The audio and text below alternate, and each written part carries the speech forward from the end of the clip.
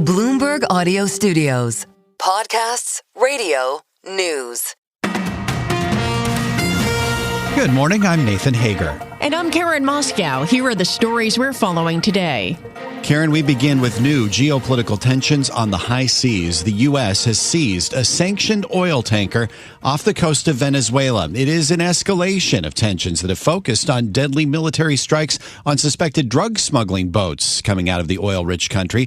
President Trump confirmed the move in comments from the White House. We've just seized a tanker on the coast of Venezuela, large tanker, very large. Largest one ever seized, actually. And other things are happening. And following President Trump's remarks, Attorney General Pam Bondi posted a video on X of heavily armed forces dropping onto the ship's deck from a Black Hawk helicopter. Bloomberg's Stephen Stapczynski reports the U.S. concluded this vessel was headed for Cuba. This is a very large crude carrier. Trump was correct. It is big, 2 million barrels of oil, and it's abnormal to send carriers this large to Cuba. So where was its actual destination? It's still unclear. Was it actually going to China? But either way, the Trump administration did decide to do this, saying that because the ship was already sanctioned, we have the authority to board it and take it. Bloomberg's Stephen Stapczynski reports the Venezuelan government says the seizure shows U.S. aggression against the country has always been about its natural resources. President Trump is suggesting the U.S. should keep the oil. Now, Nathan, let's get the latest on efforts to end the war in Ukraine. A coalition of more than 30 countries will hold a virtual meeting on the latest peace proposal. Ukraine sent its revised plan to the U.S. overnight after President Trump held a call with the leaders of France, Germany, and the U.K. We discussed Ukraine in pretty strong words, and we'll see what happens. I mean, we're waiting to hear answers. President Trump says it's time for the war to get settled. Bloomberg's Oliver Crook reports 3 documents are under discussion. The first is a 20-point framework for peace with Russia. European leaders are trying to urge Donald Trump to come to Europe potentially this weekend to have discussions. Trump said that that's, potentially on the table, but really he wants to have more security, that there's actual progress being made in the negotiations before agreeing to do that. Yesterday also, we had President Zelenskyy and a number of top Ukrainian officials meeting with Larry Fink, the CEO of BlackRock, meeting with Scott Bessent, the U.S. Treasury Secretary, Jared Kushner, who seems to be involved in just about everything these days, to talk about the reconstruction of Ukraine. And that is the second document, is about reconstruction. And the third document is the third and probably the most contentious. This is all about detailing what are the security guarantees going forward for Ukraine. And Bloomberg's Oliver Crook reports it remains unclear whether Russian President Vladimir Putin will agree to a deal. After talks last week in Moscow, the Kremlin said some proposals on the table were acceptable, but it rejected others. Well, let's turn to the markets now, Karen. Futures are lower following yesterday's Fed-fueled rally on Wall Street. The main culprit, disappointing earnings from Oracle. Those shares are down more than 11%. Revenue and operating income fell short of analyst estimates. The company's fate is deeply tied to the artificial intelligence boom, and it raised its AI spending forecast, rekindling concerns over tech shares' expensive valuations. Annabelle Drewlers covers Oracle for Bloomberg. Investors were already quite cautious, and you can see that drop there in the stock over the last few months. But we have seen about a drop of a third since the stock hit its all-time high back in September. And certainly seems like those fears haven't been allayed at all, because you're seeing Oracle there very much under pressure on those questions really about the exposure that Oracle has to OpenAI's business in particular. Bloomberg's Annabelle Drewler says Oracle now expects capital expenditures to reach about $50 billion. That's about $15 billion more than its September forecast. Well, Nathan, the Oracle disappointment is taking the shine off the market's best day on a Fed decision since March. The S&P 500 rose 0.7%. The Fed delivered a widely anticipated quarter-point interest rate cut, but policymakers are increasingly split on the path ahead. And that vote for the cut was 9-3. Fed Chair Jerome Powell says the central bank has a tough mandate. It's a close call. We have to make decisions. And we always hope that the data will give us a clear read, but in this situation, you have competing. If you look through the SEP, you'll see that a very large number of participants agree that risks are to the upside for unemployment and to the upside for inflation. So what do? You've got one tool. You can't do two things at once. There results from Jay Powell and the Fed marked the first time since 2019 that 3 officials voted against a policy decision, with dissents on both ends of the policy spectrum. And reaction continues to pour into the decision, Karen. Jim Bianco, president and founder of Bianco Research, says he would have liked to see more dissents. I was hoping for a 7-5 vote. I was hoping for a Fed that was more divided, that was more independent, that was going to send in a message to the administration. You could put a guy in that wants to go to 1%, but he's not going to bully us to cut rates next year just because he's the Fed chairman. They kind of left the door open. I think that the Fed can be bullied by the next Fed chairman to do the bidding of President Trump. Yeah, it's Jim Bianco, Bianco Research. Just 2 policymakers, Kansas City Fed President Jeff Schmidt and Chicago's Austin Goolsbee, dissented in favor of leaving rates unchanged. The other dissent was from Governor Stephen Miron, who continued to call for a larger rate reduction. Well, in company news this morning, Nathan, the battle for Warner Brothers Discovery is carving up the country along political lines. And we get the details with Bloomberg's John Tucker. John, good morning. And Karen, few mergers in recent memory have been as polarizing as the battle for Warner Brothers. In Republican circles, it's become fashionable to root against Netflix and for Paramount's bid. Paramount is run by David Ellison, who has close ties to the White House, and his bid for Warner Brothers is backed by Jared Kushner, son-in-law of President Trump. And the president himself added drama yesterday. That's when he said any deal for Warner Brothers should include the sale of CNN.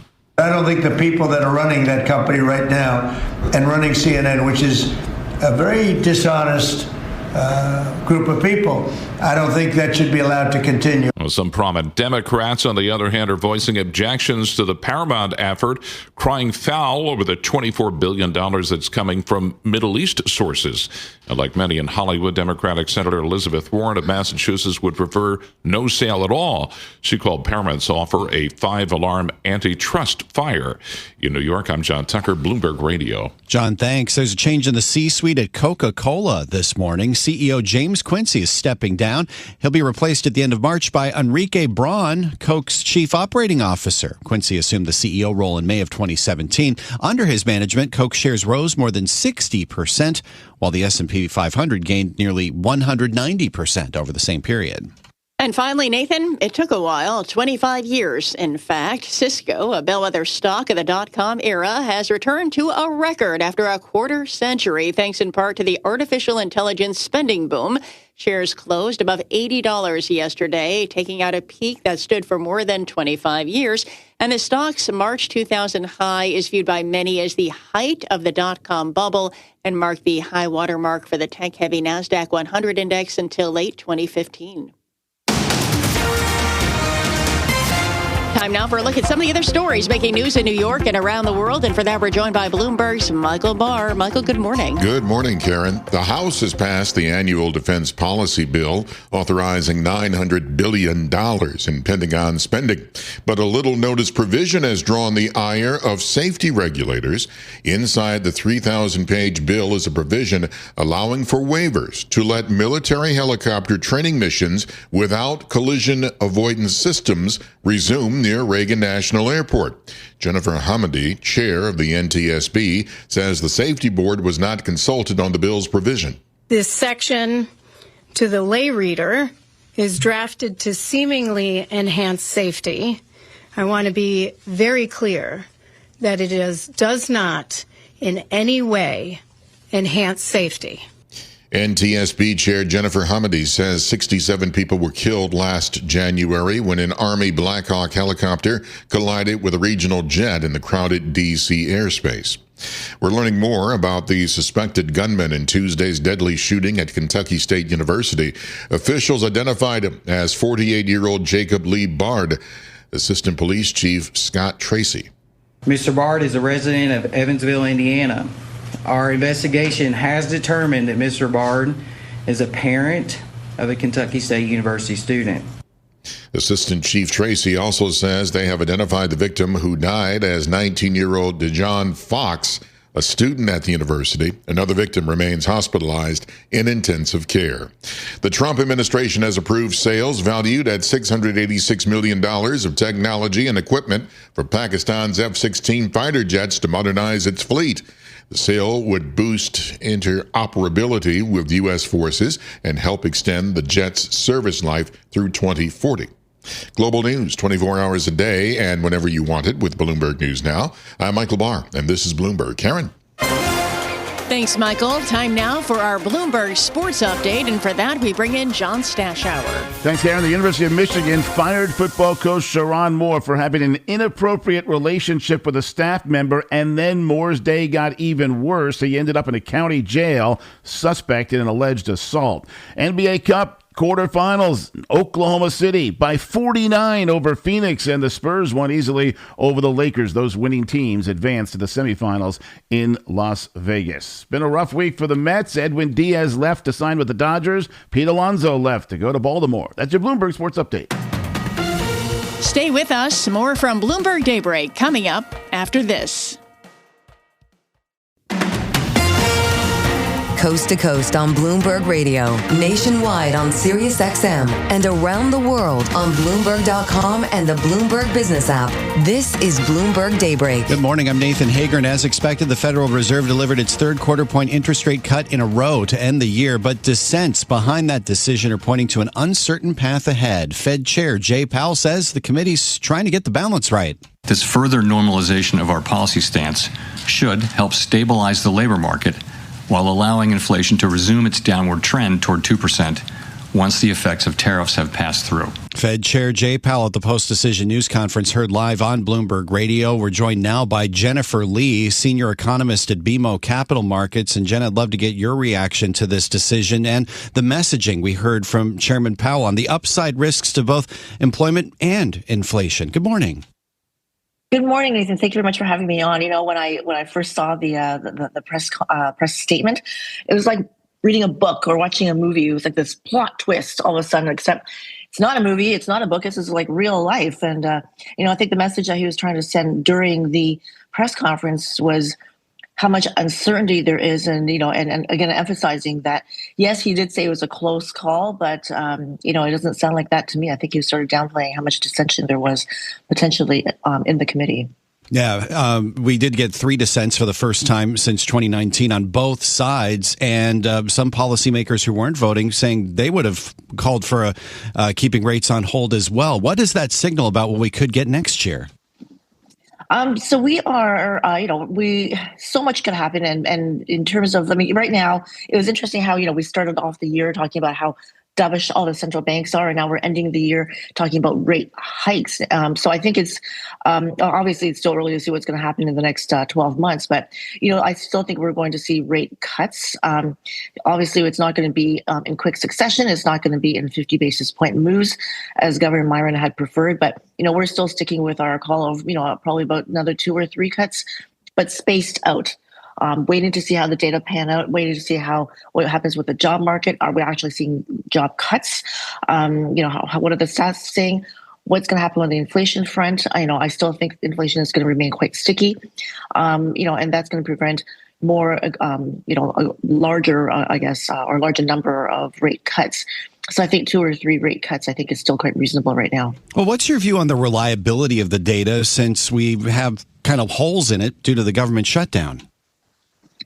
That's a big question. Obviously, we had the shutdown, and then everyone was hustled back to work and said to get those surveys out. First thing I was wondering was how reliable will this data be? So I'm going to be interested to see how the revisions are going to fare.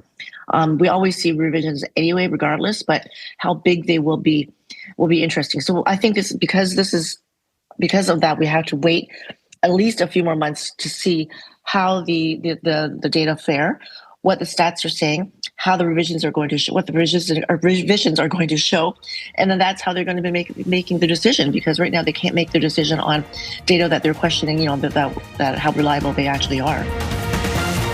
This is Bloomberg Daybreak, your morning podcast on the stories making news from Wall Street to Washington and beyond. Look for us on your podcast feed by 6 a.m. Eastern each morning on Apple, Spotify, or anywhere else you listen. You can also listen live each morning starting at 5 a.m. Wall Street time on Bloomberg 1130 in New York, Bloomberg 99.1 in Washington, Bloomberg 92.9 in Boston, and nationwide on Sirius XM Channel 121.